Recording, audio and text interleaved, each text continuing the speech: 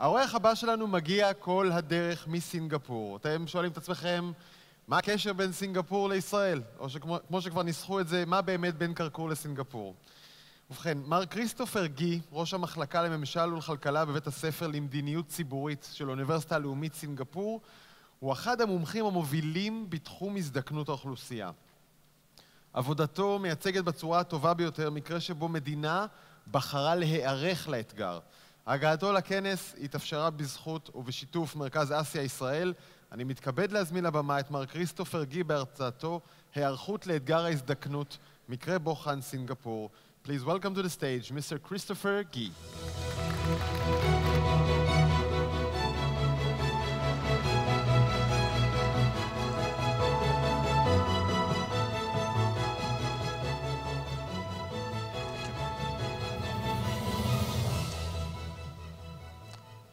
So good morning, everyone. My name is Christopher Gee. I'm a senior research fellow at the Institute of Policy Studies in Singapore. I'm a policy researcher. I have been working in this area for a few years now. My policy research focuses on Singapore's policies on aging, population aging, and aging preparedness, but specifically on three areas: health, housing, and retirement adequacy. And I'll touch on some of these things in my talk today. Firstly, though, I'd like to congratulate JDC Ishul on the occasion of its 50th anniversary. You've done a lot of good work. And I'd also like to thank Mr. Yossi Hellman and his team at JDC Ishul to invite me. I'm very pleased and honored to be here to celebrate with you this thing and this wonderful event. I'd like to also sort of answer the question why a Singaporean is amongst your midst to do this, to celebrate this occasion with you. Over 50 years ago, 54 years ago to be precise, Singapore became an independent country. And it was at that time when Singapore was very young that we had the benefit of the Israeli Defense Forces, the expertise to help set up our own defense policy. And it is you know, I think that collaboration between the two countries, Israel and Singapore, has been very deep over the years. And it would be nice to see if we can learn from each other in this area of aging and preparedness for aging. So my talk today will cover these four areas. I'll firstly give you an outline of Singapore's aging and its policies with respect to aging preparedness. I'll consider those policies from the three themes that I think we will be covering in today's conference. Firstly, we will ask the question about how we sustain ourselves in the future, given the aging population. How well we can age in place, so you know, live, work, and play in our communities and care for each other together, and that's what we'll cover in the third section. How shall we care for ourselves in the future with a larger aging population? So I'll just very quickly move into the slides, and this first diagram will show you the rapid pace of Singapore's population from 1980 all the way through to the future, 2100. And also in comparison with some other very rapidly or already old populations, Japan, South Korea, and I've also included the comparison with Israel. So this is Japan and South Korea in this chart, and you'll see that the proportion of the elderly as a share of the population has increased very rapidly for both those countries, Japan and South Korea. Singapore, in that red line, is also very quickly following suit. And after South Korea, Singapore is the second most rapidly aging population in the world in the period between now and 2060. So in the next 40 years, we will see very rapid aging. In fact, we will overtake Japan as the most elderly population in the world if you think 65 is the, that transition between old and not so old. Sorry, from not old to old. Israel also follows suit. It's aging at a slower pace, but you will still see this rise in the proportion of the population aged 65 and above. With that aging population comes very significant changes in the family structure, in the household, the way we live. You see here, this is the ratio of people in the household, the number of people in each household in Singapore. And from 1980, that has dropped very significantly from over 4 people in each household, 4.9 people almost, now to 3.2 persons in each household. And the number of single households growing every year, the number of people, elderly couples living together on their own is also rising, and those two groups now form about 7% of the total households in Singapore, and that number is expected to rise very sharply in the next few years. And that, I think, introduces quite a few challenges with respect to social isolation and issues of support for these people living alone. We also are very much a society that is shaped by migration. And I think perhaps rather like Israel too, a large number of the population in Singapore are not natural-born citizens of the country.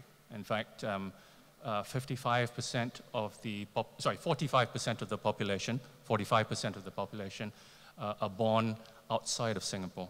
So it's quite a large proportion of people that have come from outside of Singapore to live in Singapore today.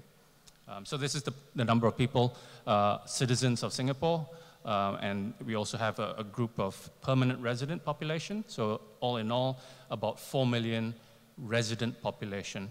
But that's complemented also by a large group, almost 2 million, of non-permanent resident foreigners in Singapore, and a lot of the carers of our old people are drawn from this group. In fact, there are almost 250,000 largely women from the neighboring countries in Singapore to help with care for our young and more importantly going forward, also our older population. And this is a source of some contention because this is a group of largely low-skilled and lowly paid people that we are requiring we're asking to take care of both our young and our older persons. So this slide will just basically take you through the history of Singapore's policies with respect to its aging population.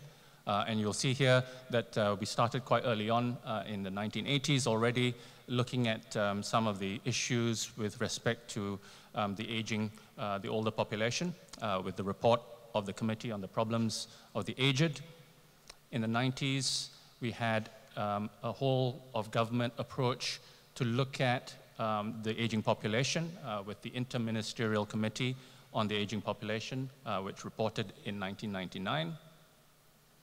And in the 2000s, there was a lot more effort also to look at some of the policies and issues with respect to older people. We had the Elder Care Master Plan in 2001, 2005, and reported in 2006, the Committee on Aging Issues.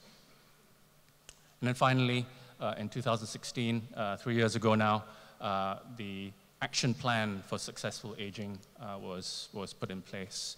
So you'll see a long history of Singapore's looking at this area, and it is this action plan for successful aging that was published in 2016 that I'd like to sort of draw upon in terms of setting out some of the aspects of this plan for you today.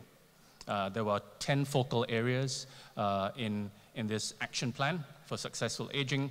It ranges from employment to lifelong learning, looking at senior volunteerism, looking at health and well-being of seniors, looking at social engagement of all of these people.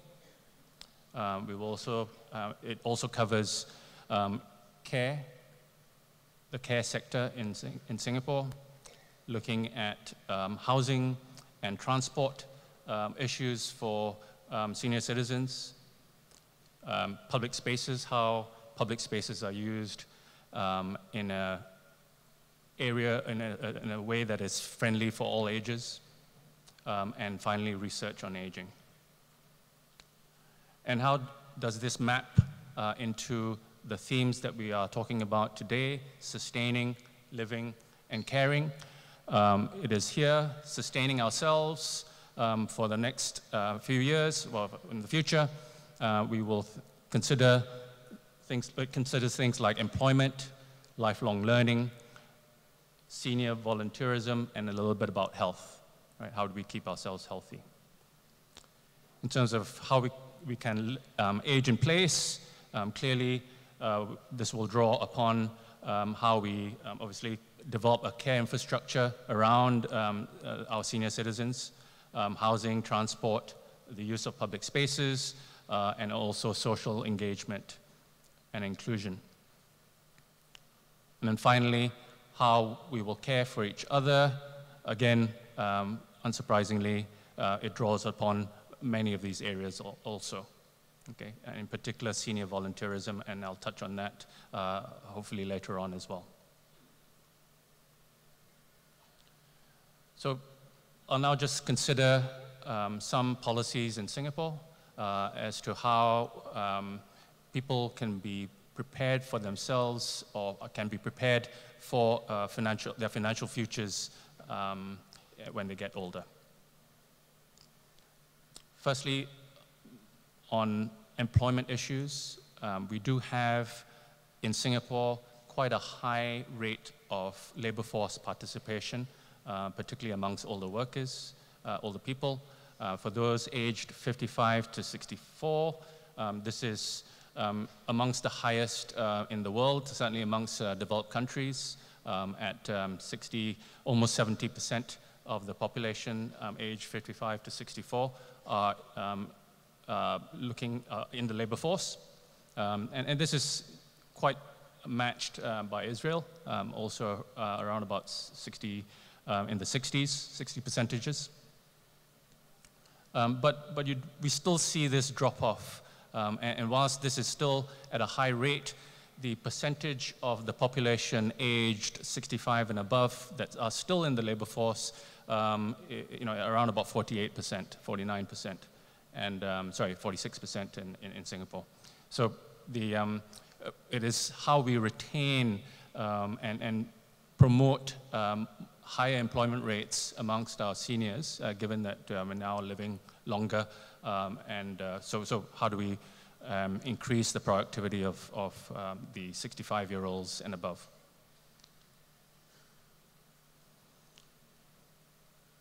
Notwithstanding that high labor force participation rate, what we do find in Singapore is that the older workers tend to be concentrated in largely the lower skilled occupations, employed as laborers, cleaners, and other lower skilled manual labor employments or occupations.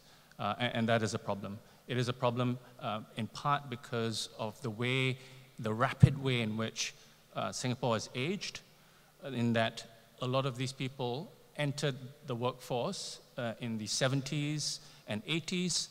They didn't have very much education, and they have always been, they've been working in the last 30, 40 years in these low-skilled occupations.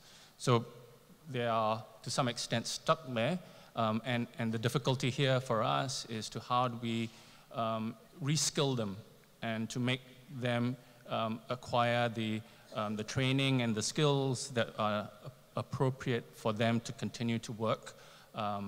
And given that they have already, their starting point is that they had low levels of education in the past.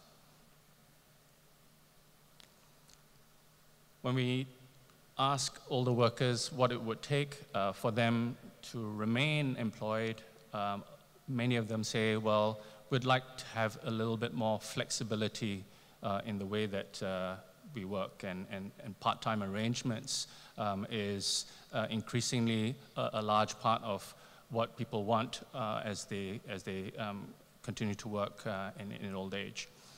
In Singapore, that rate of part-time work arrangement are very low. We have just under 17% of the population employed in part-time work. Those that are employed are generally speaking in full-time work. And what we find is that for some of these in particular, this is not the optimal solution for them. And they might then decide, if I can't get that flexibility in work, I will drop out. In Israel, I think that proportion is a little bit higher, and it would be nice to see if we can come up with some arrangements in Singapore where we can lift that ratio, particularly for those that would desire it.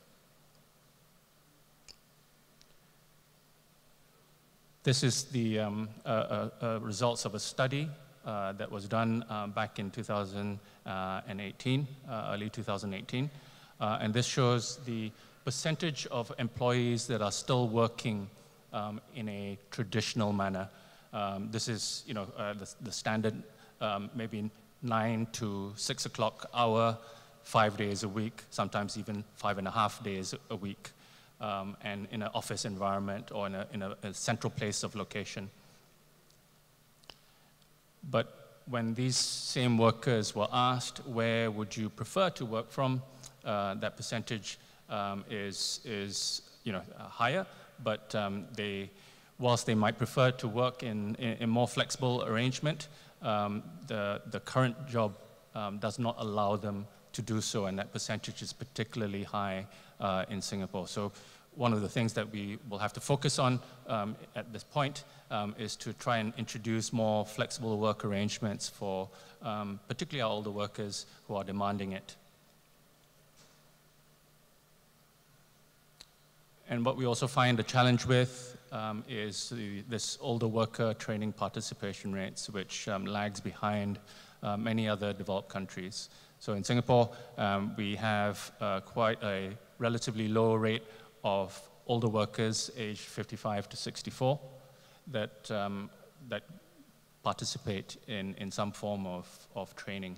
And this is obviously quite important if we think about the future of work at this point.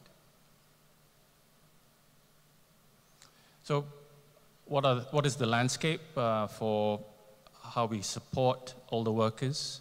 And we see there are two key areas where we might think about how to sustain older worker participation in the work, as well as how they may pay for their retirement. And it is in the area of promoting employability that I'll talk about a little bit more in my presentation today. And here we will talk about retirement and re-employment legislation, how we have gone about establishing that retirement age and moving that up as people live longer.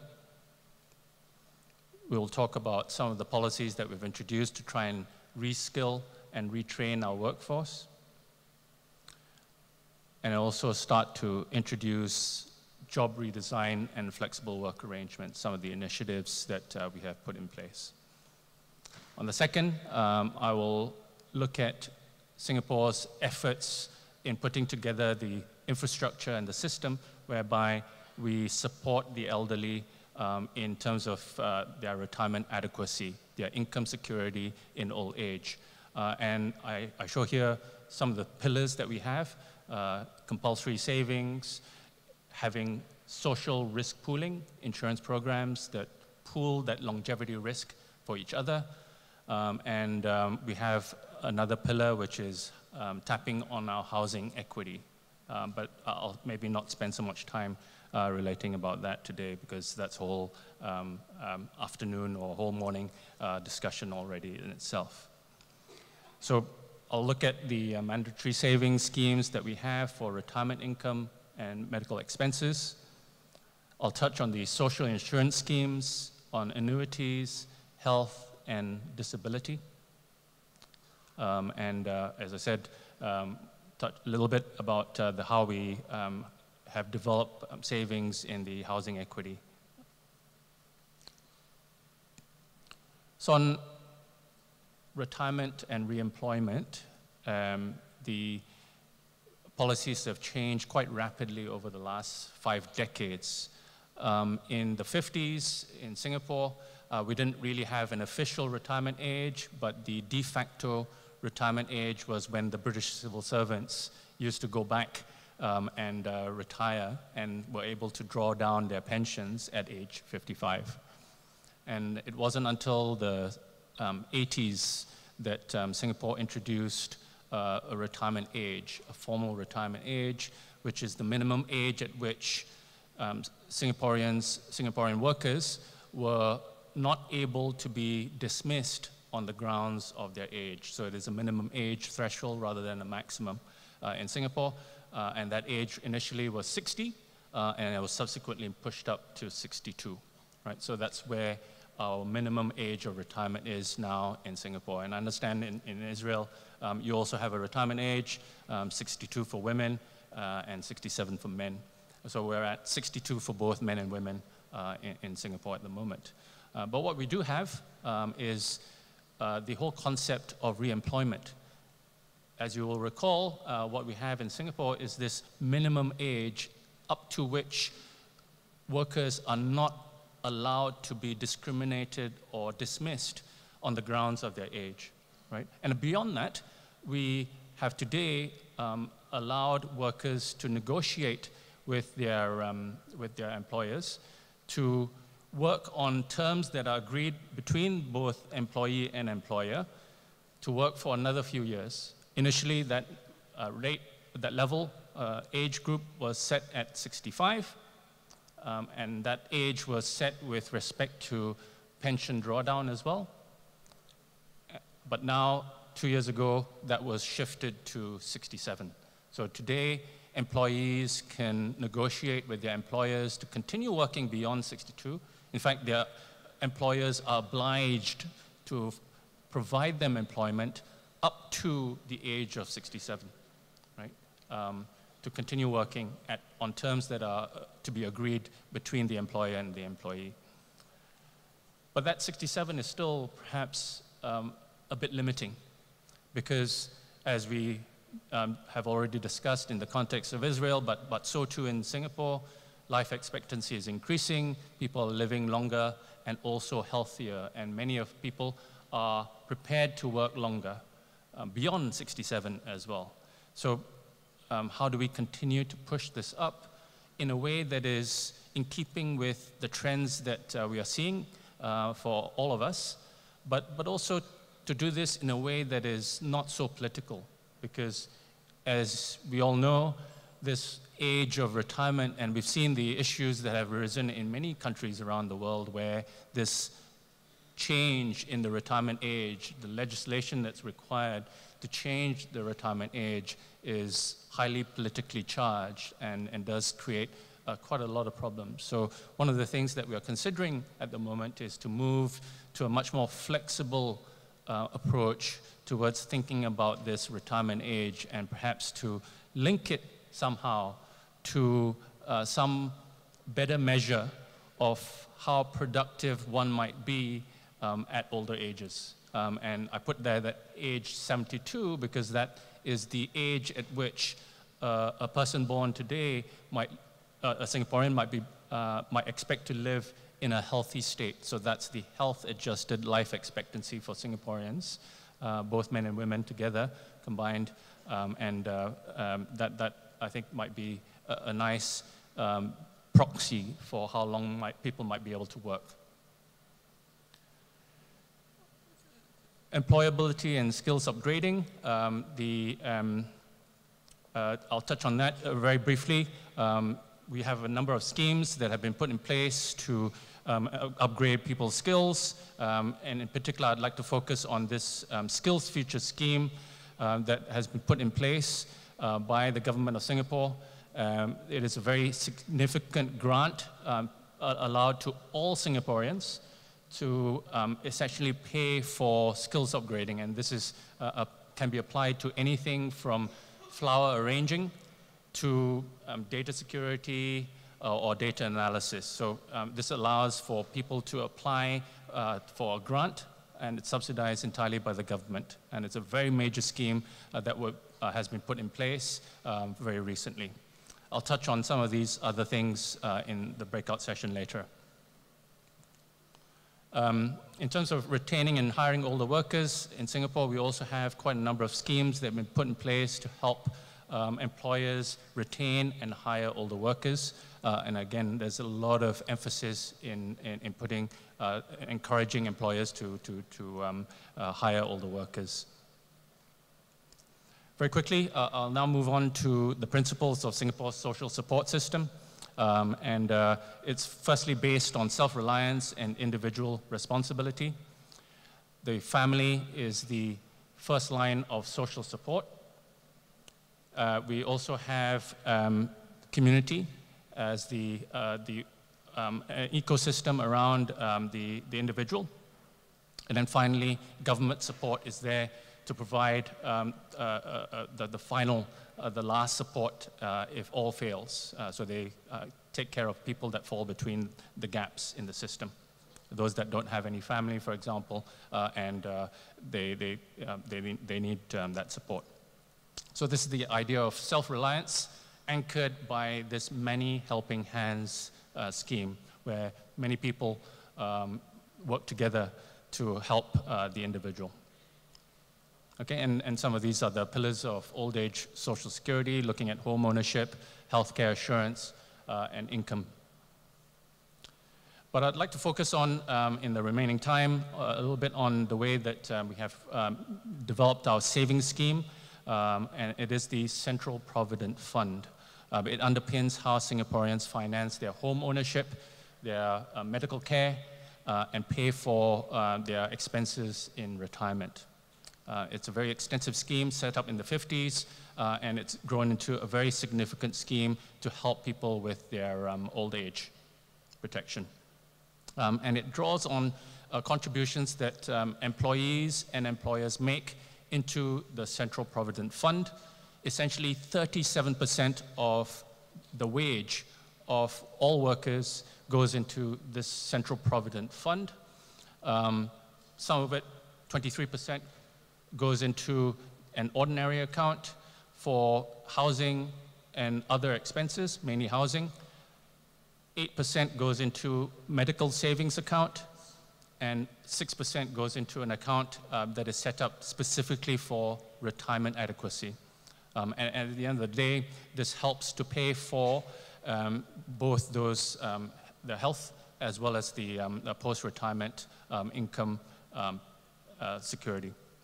It is significantly income tax advantaged in that your contributions are not taxed, so they're not subject to income tax. And in addition, the government pays interest on the balances that you have in these different accounts at very high rates. So 2.5 percentage points in the ordinary account, and into the medical and special accounts, you get 4 percentage points, which is very significantly higher than bank interest rates at the moment. And you will see here savings accumulation and decumulation. The scheme has been widely successful over the years, and there are now $391 billion in the Central Provident Fund. The growth in this, importantly, is higher than the rate of withdrawals. So the income and the growth of this fund for the preparation of older people in the community is growing at a rate that is quicker than the rate of withdrawals. And that's good for now, but even as we expect the withdrawals to happen going forward, they have already accumulated, hopefully sufficient enough for them to retire in some safety. These savings help pay for insurance schemes, so annuities and health insurance that we have put in place, national health and income security, income protection schemes that we have set up. On the left-hand side, you will see this scheme called CPF Life, which is annuities that allow Singaporeans to pool that longevity risk together to get an income for life once they have retired. And we draw those, we pay for that annuity with savings that we've accumulated in the Central Provident Fund. And the same thing also for our medical savings, and those go into paying for premiums that we pay into this national scheme called MediShield Life. And to come in 2020, next year, those medical savings will also pay for a universal severe disability insurance scheme. I'll now move on to how well we can age in place, and I'll quickly talk about some of the things that we need to do to care for ourselves in the community. This is some statistics on the preferred place where people might prefer to be cared for on the left-hand side when they are close to the end of their lives. And most of people would say that they would prefer to be cared for when they're close to the end in their own homes. And in fact, that's also the same percentage in terms of where they would prefer to pass on. So quite a high percentage of people say they would prefer to be cared for in their own homes and to also pass on in their own homes. But the reality is that most Singaporeans pass on in hospitals and in nursing homes, 69% of those people. And less than a quarter of Singaporeans actually die at home. So there's a lot of preferences that are not being met at the moment. And part of this problem is that we have insufficient nursing home capacity and that our care is largely focused on acute care settings in hospitals. In terms of our provision of nursing homes, it is very low in comparison to other developed countries. We have a low percentage of nursing home capacity relative to the aged population, and of course, given the rate of our aging, this is insufficient. We have 27 nursing home places for every 1,000 elderly persons at the moment, and this is far lower than other countries, including Israel. We only spend 0.3 percentage points, less than a third of 1% of GDP on old age care in Singapore, so it's quite a small percentage. And whilst we are ramping up that long-term care capacity, it's not going to be enough. So we'll need to do more to take care of ourselves in the community. And now I'd like to show you how that might happen. So really, we need to transit from a situation where we have care that is catered for very much a younger population to move to a very rapidly aging population, move from an acute care centric setting to a more person-centric, more patient-centric care infrastructure or concept, where primary care is the focus of healthcare delivery, and to do this in a community setting or in people's homes. On the left picture, you'll see one of Singapore's brightest and shiniest and newest hospitals, right? This is the Khoo Teck Puat Hospital in Singapore, just set up a few years back. And on the left-hand side is the, again, a fairly new development called Kampong Admiralty, which is a sort of integrated living environment for older people. And I'll talk a little bit more on that. We need to move from the left-hand side to the right-hand side very quickly, and this might be a vision for our future. Kampong Admiralty is, as I said earlier, a new integrated living concept We have 100 apartments for elderly persons. Co-located with that is a medical center, and there is an active aging hub. There's also a childcare center within it, and other work and play options co-located in that same development. And we see this being rolled out going forward in more situations. And we're also pioneering some new concepts for living. These are two examples of where we might repurpose established housing estates into co-located services and living options for both older people and young people living together. On the left-hand side, you see an established housing estate. On the right-hand side, you see a proposal, a concept design for how we might reshape that community or that precinct into a combined area for both where people of older age as well as younger age might live and work together, live and play together. This is a old school campus that has now become no longer being in use. But the idea here is that we repurpose this into both senior living as well as student hostel accommodation for both young people as well as older people to live together. And also not just live together, but to study together. So linking both the living as well as their learning experiences in the same complex. All of this is in a book that is available online called Second Beginnings, Senior Living Redefined, and that's available online. I won't go through this in the interest of time, but I think as with Tel Aviv and Jerusalem, Singapore has actively looked at how we can develop the city for all ages concept, whereby we have a lot of infrastructure, the physical infrastructure that is age-friendly, and also with allowing people to live together in close proximity to each other. And also developing the care infrastructure in the community, looking at both healthy seniors, those seniors that are socially isolated, and also those that are frail.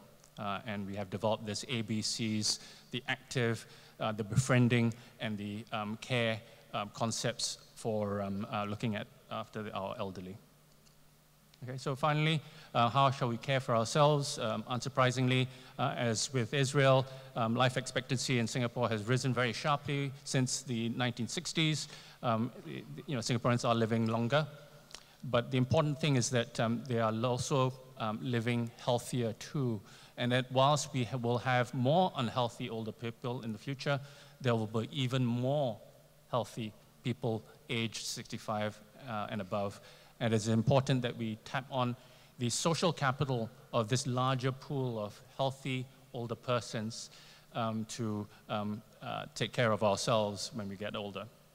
And they are obviously a very important resource pool, adding to the community's many helping hands.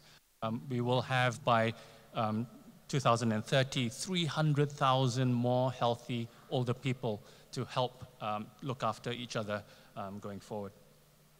So this is the longevity dividend, aging well together. Seniors are this resource with abundant human and social capital. We need to combine the data on our seniors, ideas or information about their needs and their capacity to tap on this valuable resource. And we need senior volunteerism to boost this active aging, befriending, and the care and support infrastructure in Singapore. And the next steps of our aging preparedness are these, that we need to upgrade the skills and status of our older workers. We need to align the financial incentives across both the employment and the care continuums. We need better monetization options for the savings that we have generated in housing equity, as well as in making sure that our MediSave, our savings are the right size. We need to strengthen community and home care. As you saw earlier, we are needing to catch up very quickly in this area. And we clearly, I think, need to harness all of the longevity dividends to tap on this very important resource going forward. Thank you very much.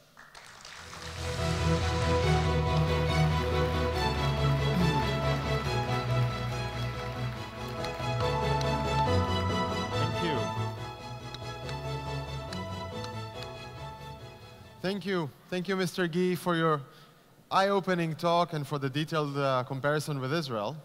תודה למר כריסטופר גי. עכשיו נעבור לטקס חלוקת פרס גליקמן לשנת 2019.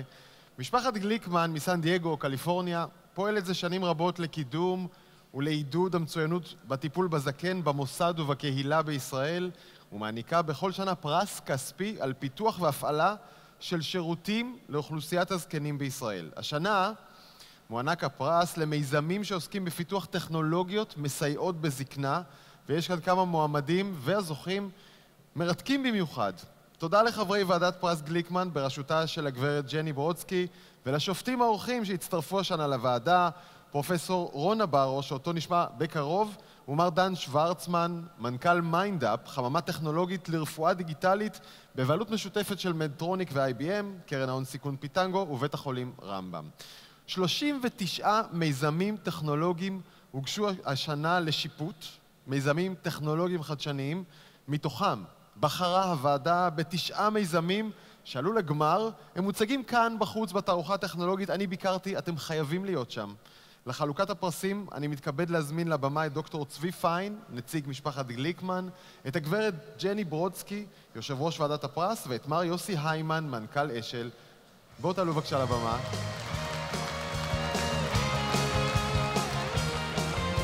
אנחנו נפתח בדברי ברכה של דוקטור צבי פיין. צבי, בבקשה.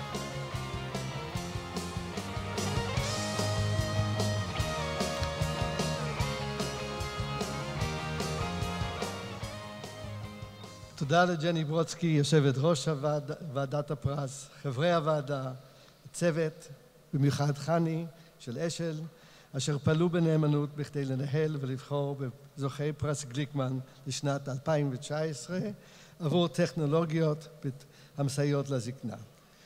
פרס זה של אשל למצוינות ואיכות הטיפול בזקן נוסד לפני 14 שנה על ידי אשל וצ'יקי גליקמן וילדיו, איליין ובוב, בהגיעו לגיל 90. לפני כמעט שנה נפטר צ'יקי גליקמן בגיל קרוב ל-103, כאשר מוחו חד ומבריק. צ'יקי גליקמן החל לשתף פעולה עם ג'וינט אשל לפני מעל 20 שנה על מנת לקדם מצוינות ואיכות הטיפול בזקן, ורשימת הפרויקטים שתמך בהם באמצעות אשל ארוכה למדי, ואזכיר רק כאן את חלקם מרכזי ההדרכה של אשל, השם גליקמן המוכר לכולם והוזכר קודם, תמיכה במחשוב עמותות למען הזקן ומרכזי היום, הטמעת שיטת הנוירו-איפרה עבור זקנים שעברו אירוע מוחי, ועוד פרויקטים רבים בעבר ובהווה. פרס זה עבור משפחת גליקמן הינו היהלום שבכתר, כי הוא מקדם את מה שצ'יקי גליקמן ביקש לקדם בישראל עם אשל. לקראת הענקת הפרס השנה ביקשה ביתו של צ'יקי גליקמן, איליין, שהייתה חברת בורד של הג'וינט, להעביר לכם משתתפי הכנס את דבריה, ואני מצטט. בעת שצבי פיין מעניק את פרס גליקמן, ברצוני להודות לו על כך שהוא מייצג בצורה כל כך טובה את אבי ואת רצונו של אבי לקדם טיפול טוב יותר עבור זקנים בישראל. אבי התמודד במשך 18 השנים האחרונות של חייו הארוכים בתוצאות אירוע מוחי מסיבי, אך הוא מעולם לא איבד את האינטלקט החד שלו ואת סקרנותו, וכן את המסירות שלו לישראל ולמה שהמדינה מייצגת עבור העם היהודי בעולם. אז תודה לכם, לכל אלו מכם התורמים בעבודתכם להצלחת אשל, ומזל טוב לאשל על 50 שנות השירות. סוף ציטוט.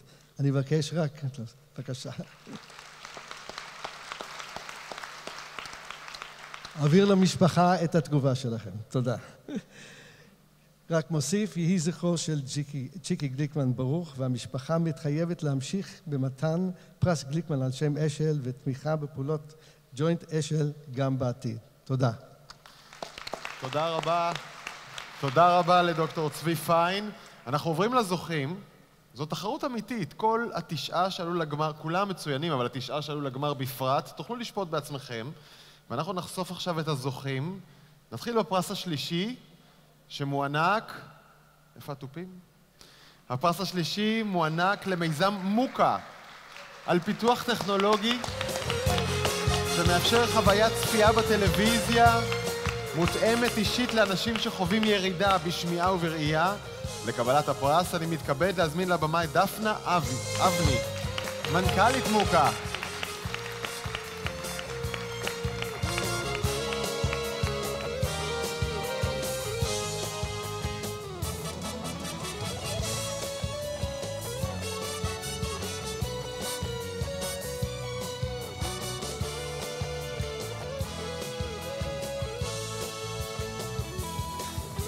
דפנה, קחי דקה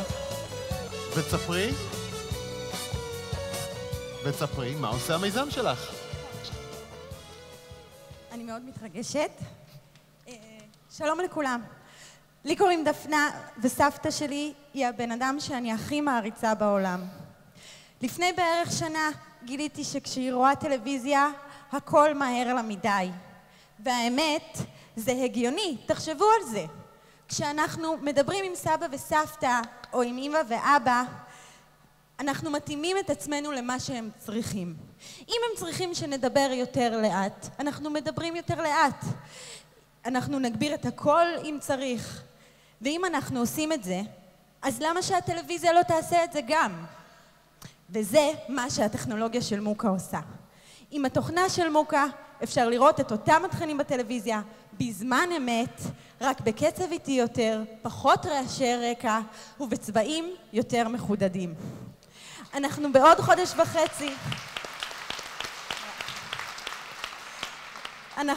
חודש וחצי יוצאים לסבב גיוס ראשון. אז אם מישהו מכם יכול לעזור לנו ואנחנו יכולים לעזור לו, אני מאוד אשמח שנדבר. מוקה התחילה מפתרון לסבתא שלי, אבל היום אנחנו מבינים שאנחנו יכולים לעזור למיליוני אנשים בעולם להיות ולהרגיש מחוברים. תודה ענקית למשפחת גליקמן ולאשל על הפרס ועל היום המדהים והמרגש הזה. תודה.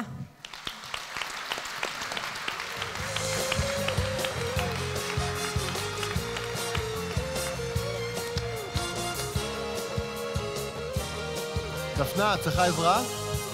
את צריכה תוכנית טלוויזיה לפיילוט? אני יכול להציע לך, נדבר על זה אחר כך. תודה רבה. אנחנו נמשיך עם הפרס השני, שמוענק למיזם מציאות משתנה, על פיתוח טכנולוגיית מציאות מדומה, שמסייעת להבין את עולמם של אנשים עם אלצהיימר. ראיתי את זה לפני כמה חודשים, זה פותח את הראש בצורה שלא תאמן. לקבלת הפרס אני מתכבד להזמין לבמה את נופר לאור, ממקימי המיזם.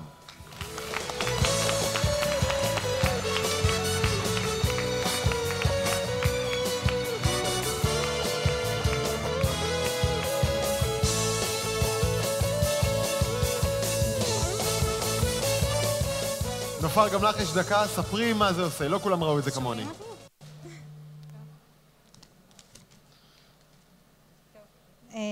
אוקיי, כן, שומעים. אז המיזם שלנו נולד מתוך החוויות האישיות שלנו, והצער בהתבוננות וההידרדרות המתמשכת של הקרובים שלנו שסבלו מאלצהיימר. תוך כדי התוודענו גם לתסכול והקושי של המשפחות בטיפול ביקירינו. למרבה הצער, חוויה זו מוכרת לרבים מאיתנו. בהיעדר טיפול משמעותי ועלייה דרמטית בשכיחות המחלה, הולכת ותופסת מחלת האלצהיימר מקום מרכזי בראש סדר העדיפויות של קהילת הבריאות העולמית. המחקר מראה כי מטפלים, בין אם מקצועיים או עם בני משפחה, מתקשים לקיים קשר טיפולי איכותי ואמפתי עם החולים לאורך זמן. בשימוש בטכנולוגיה מתקדמת של מציאות מדומה, אנחנו מציעים למטפלים אפשרות לעבור חוויה אישית, המאפשרת להיכנס לראשה של חולת אלצהיימר, במטרה לחזק את האמפתיה ולשפר את איכות הקשר הטיפולי. אני רוצה להודות לחבריי לצוות, לפרופסור יאיר ברטל מהאוניברסיטה העברית שהנחה את הפרויקט, וגרגורי פונשטיין, סטודנט לרפואה ודוקטורנט לנוירוביולוגיה, תודה גם לאנשי התוכנה, שי, יובל וחופית, לשחקנית רונית לרר שפק ורפי קלמר, ולדפנה גולן שמש ופרופסור שחר רזי על התמיכה והליווי.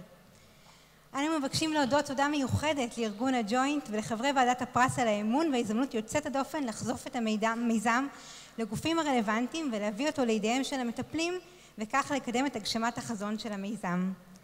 לשם כך אנו מזמינים את נציגי הגופים השונים להגיע ולחוות בעצמם את החוויה הייחודית שאנו מציעים. תודה רבה. תודה רבה נופר. ובזמן שהיא מצטלמת אני אמליץ לכם לעבור את החוויה בדוכן שלה.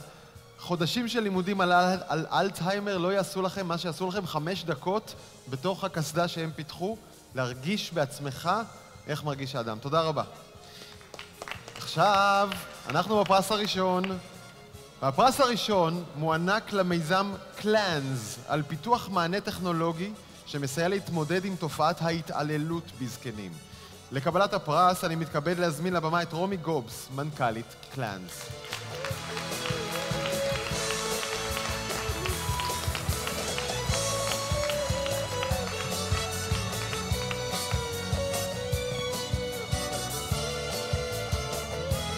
רומי, דקה, תסביר לנו מה קלאנס עושה.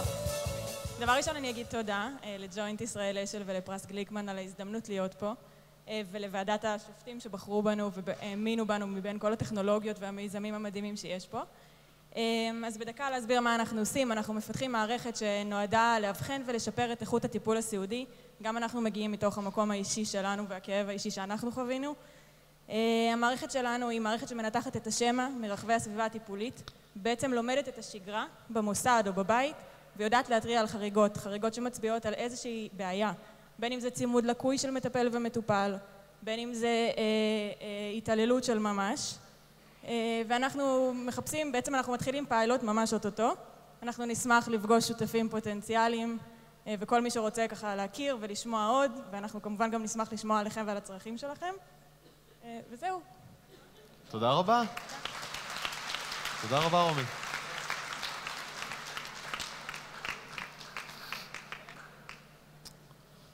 תודה רבה למיזמים הזוכים. אני מתרגש כאן נורא משני דברים. אחד, מהאנשים הצעירים האלה שרותמים את היכולות והכישורים והטכנולוגיות החדשות כדי לעזור לאנשים מבוגרים. ושתיים, שזה לא אנשים, זה נשים.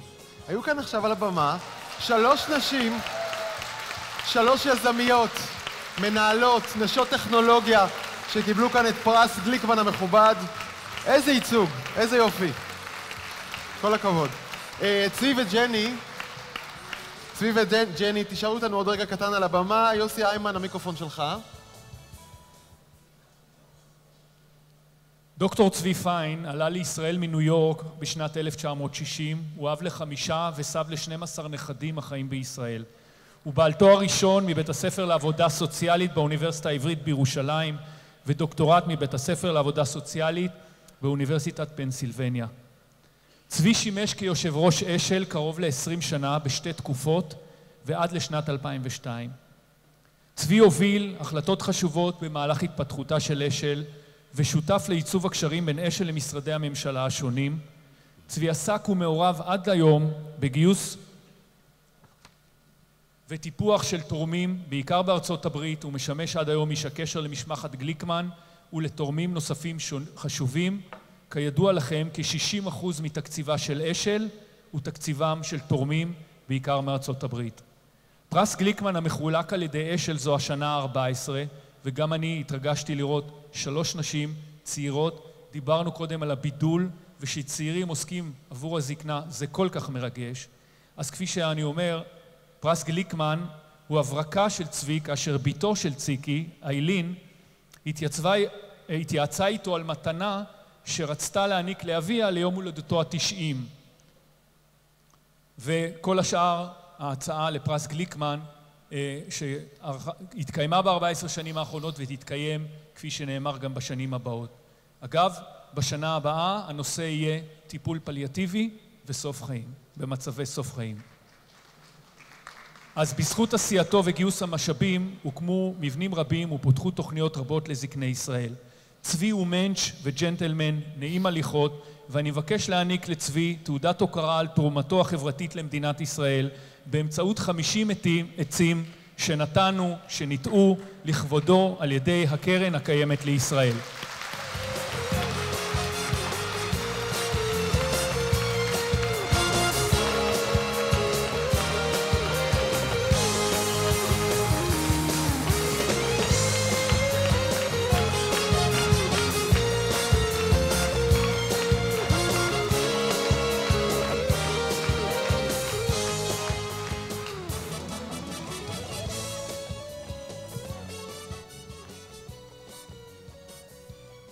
ג'ני ברודסקי, ילידת ונצואלה, עלתה, גואטמלה? מדינה מקסימה, הייתי. עלתה ארצה בגיל 15, אם לשתי בנות ו5 נכדים. בוגרת תואר שני באוניברסיטה העברית בסוציולוגיה עם התמחות בסוציולוגיה של המשפחה. עבדה 36 שנים במכון ברוקדייל, 34 מהן כמנהלת תחום הזקנה, עד לפרישתה לפני כשנה. לאורך השנים ג'ני עסקה בנתונים ומחקר שסייעו רבות בהשפעה על קובעי מדיניות ופיתוחים למען זקני ישראל. ג'ני ליוותה את אשל במקצועיות ובמאור פנים לאורך כל הדרך ועד היום בהתנדבות. ג'ני משמשת כיושב ראש ועדת פרס גליקמן. תודה רבה, בהצלחה בתקופת החיים החדשה, ואנחנו מבקשים להעניק לך בהוקרה זר של 50 פרחים.